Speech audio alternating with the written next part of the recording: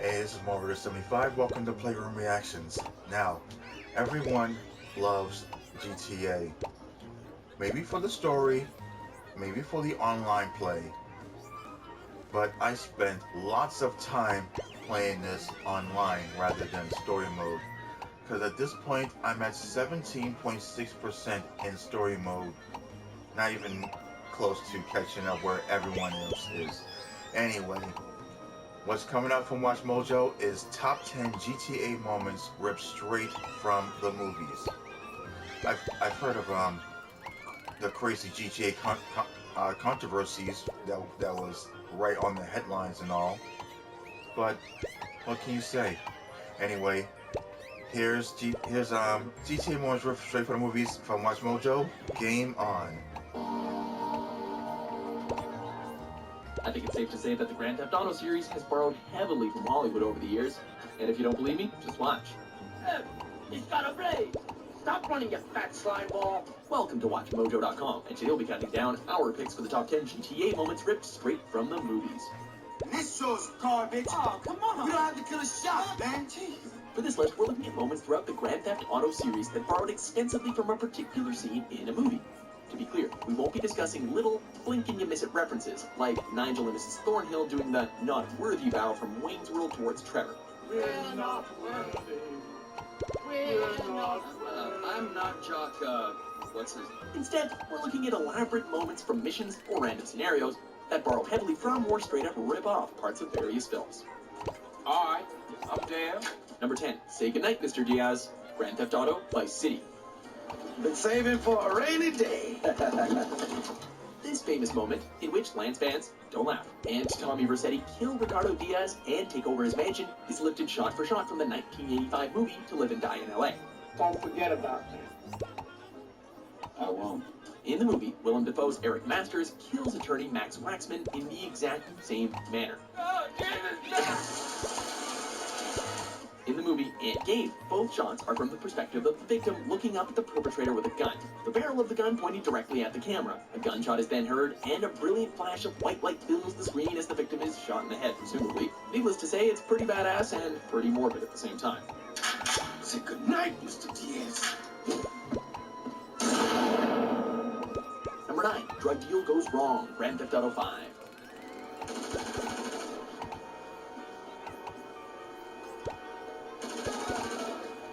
In the lawless rural outback of Los Santos, players can stumble across an ominous scene in which various trucks are parked in a circle, complete with dead bodies and a few stunned survivors in a drug deal that's gone wrong. Yeah, motherfuckers, man. They took the money on the hill. You can also pick up a briefcase containing money, but 2 trucks will chase after you in pursuit of their sweet, sweet green if you do so. You don't know it's too good to be true. This is all extremely reminiscent of Llewellyn Moss coming across the scene of a failed drug deal in the Coen brothers' masterpiece, No Country for Old Men.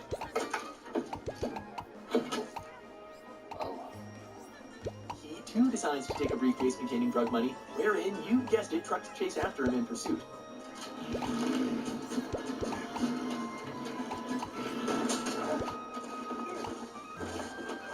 Spoiler alert, doesn't end well for him. Well, this is just a deal gone wrong, isn't it? Yeah. Appears to have been pledged too. Number 8. Tommy becomes Jason Voorhees. Grand Theft Auto, Vice City. I told you not to touch that alarm! What team will be here any day? While the GTA series borrows heavily from films, you'd never think that they would steal from a horror movie, and yet here we are. Friday the 13th movies. During the bank heist, Tommy dresses in a dark green boiler suit and sports a goalie mask. If this looks familiar, you're clearly a fan of slasher flicks. And this exact outfit is the one that Jason Voorhees dons in Friday the 13th Part 3.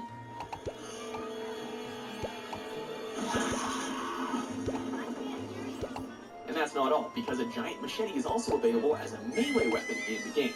By throwing on the Jason outfit and running amok in Vice City with his machete, Tommy Vercetti effectively becomes the acclaimed boogeyman of the Friday 13th series.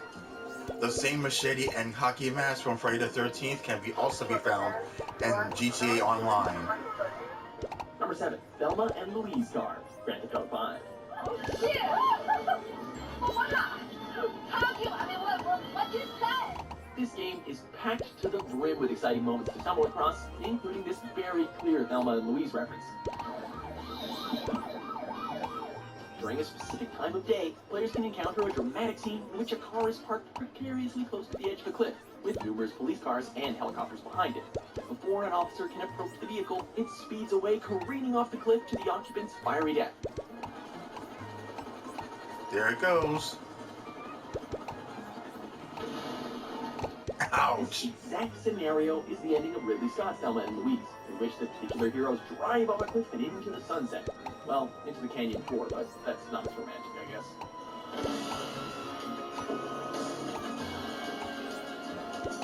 Just like in the movie, of course. Number 6. Love Fists, Limo, Grand Theft Auto, Vice City. You would find it all, but you just drive around all day. I would get plenty to drink. In this pain-in-the-ass mission, Tommy is forced to drive around Vice City at insanely high speeds because the limo he is driving would explode if it dips below a certain speed.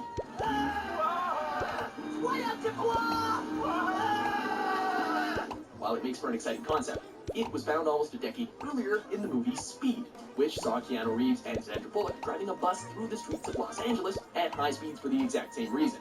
There's a bomb on this bus. If we slow down, it'll blow. This wasn't the first time that GTA stole from Speed, as a very similar mission, simply titled Bus, was found in the very first game of the series. From 1997, of course. Number 5. Sewer Chase through Los Santos, Grand Theft Auto, San Andreas. The mission, Just Business, sees CJ and Big Smoke driving a bike through the sewer tunnels of Los Angeles, or Santos, whatever, pursued by bikes and cars. While this chase borrowed heavily from the chase in To Live and Die in LA, the big steal comes from when a black truck blows through the railing of a bridge above the heroes in slow motion in order to join the chase.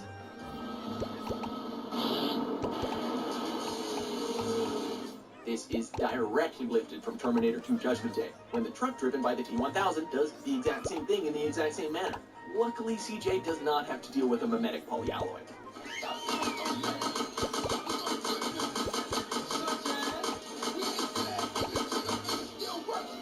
Number 4. Michael pulls down a house, Grand Theft Auto 5. Come here! He got away. It's safe to say that Michael has kind of a temper.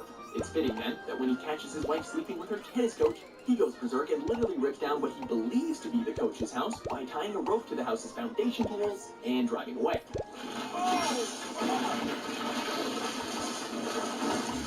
Michael is a movie buff, so it's possible that he got the idea from Lethal Weapon 2, wherein Riggs does, yes, the exact same thing with equally destructive results.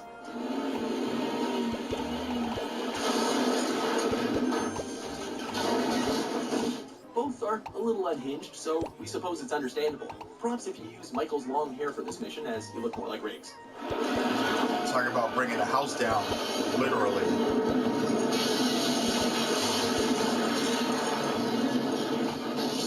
Number 3, the Puerto Rican Connection, Grand Theft Auto 4. Man, who the hell ever heard of a metrosexual ex-gangster, man? I'm a lord, man, not a lady. This show is gonna make me famous. You are gonna be famous. In this mission, the completely annoying and totally street Manny asks you to kill someone who's been making fun of him in his videos.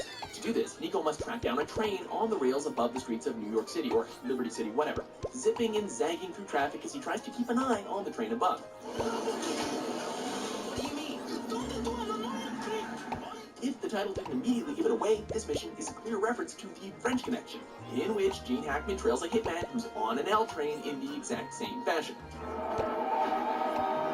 The French Connection from 1971. Except in this case, Nico is the hitman doing the trailing. It's almost the same thing.